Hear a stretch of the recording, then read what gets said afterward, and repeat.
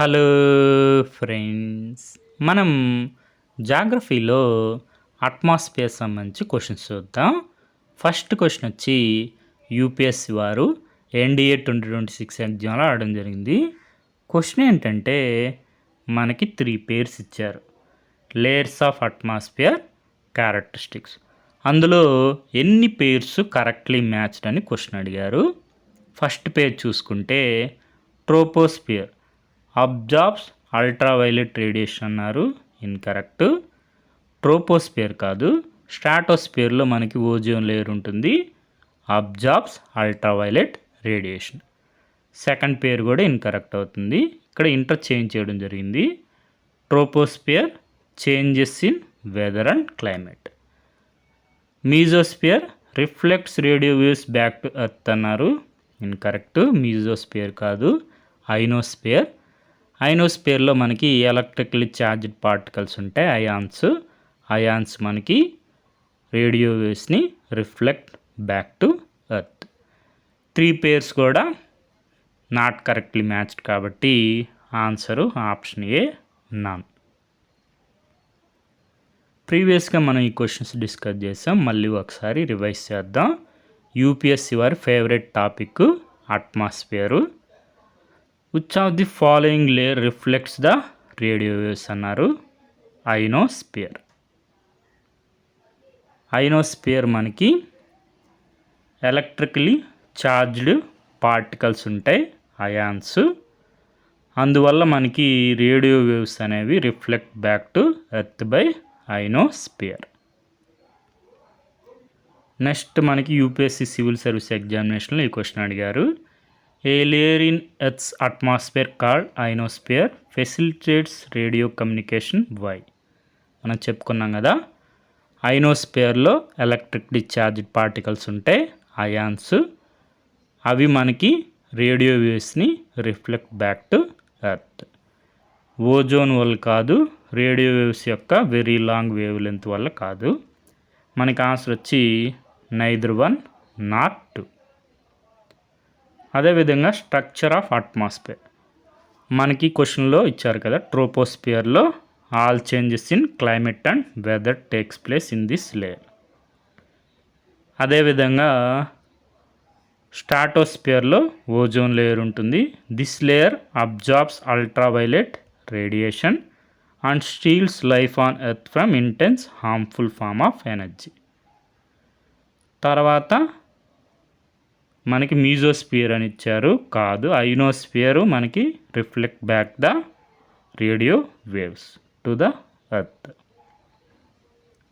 ఈ విధంగా layers of atmosphere సంబంధించి ఇన్ఫర్మేషన్ ఒకసారి రివైజ్ చేసుకోండి. రాబోయే ఎగ్జామ్స్లో కూడా మనకి క్వశ్చన్స్ వచ్చే అవకాశం ఉంది. తర్వాత మనకి ఈ క్వశ్చన్స్ కూడా చూద్దాం. ఇవి ఆల్రెడీ మనం డిస్కస్ చేసాం, మళ్ళీ ఒకసారి రివైజ్ చేసుకున్నాం. స్టేట్మెంట్ 1, స్టేట్మెంట్ 2 ఇచ్చారు. Thickness of the troposphere at the equator is much greater as compared to the poles అన్నారు, కరెక్ట్. స్టేట్మెంట్ 2 వచ్చి at the equator heat is transported to great heights by strong conventional currents అన్నారు, correct. 2 statements కూడా కరెక్టే.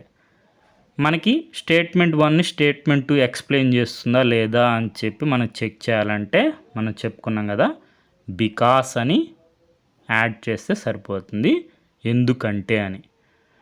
Thickness of troposphere at the equator is much greater as compared to poles because at the equator heat is transported to great heights by strong conventional currents.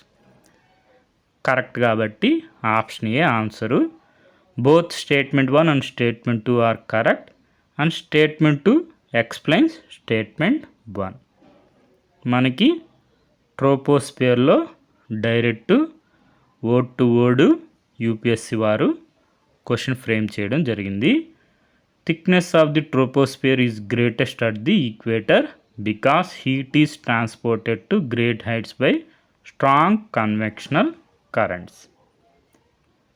Next ఈ question అడిగారు, same chapter ఈ questions అన్నీ, water vapour సంబంధించి. It is a gas the amount of which decreases with altitude కరెక్టే. Its percentage is maximum at the poles అన్నారు, incorrect.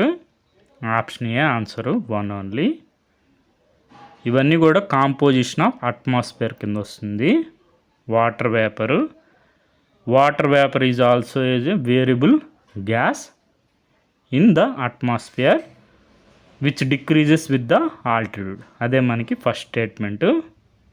తర్వాత మనకి water vapour also decrease from the equator towards the poles అయితే మనకి maximum at poles అన్నారు, incorrect. తర్వాత next ఈ question అడిగారు సేమ్ చాప్టర్ నుంచి. The amount of dust particles in the atmosphere is more in subtropical and temperate areas than in equatorial and polar regions, correct. Subtropical and temperate areas have less dry winds అన్నారు, incorrect.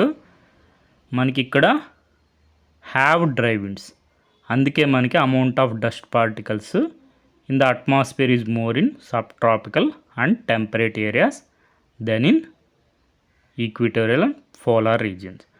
Statement 2 incorrect అని తెలిస్తే చాలు, మనకి answer direct వచ్చేస్తుంది. Option C. Statement 1 is correct but statement 2 is not correct. Composition of అట్మాస్ఫియర్లో water vapour నుంచి question వచ్చింది, dust particles నుంచి next question వచ్చింది. మనకి డస్ట్ పార్టికల్స్లో the higher concentration of dust particles is found in subtropical and temperate region due to dry winds in comparison to equatorial and polar regions. ఈ విధంగా మనకి composition and structure of atmosphere నుంచి UPSC వారు రిపీటెడ్గా questions అడుగుతున్నారు. కాబట్టి ఈ చాప్టర్ను ఒకసారి రివైజ్ చేసుకోండి. సోర్స్ వచ్చి class 11th NCERT text book fundamentals of physical geography. Okay friends, thank you for watching.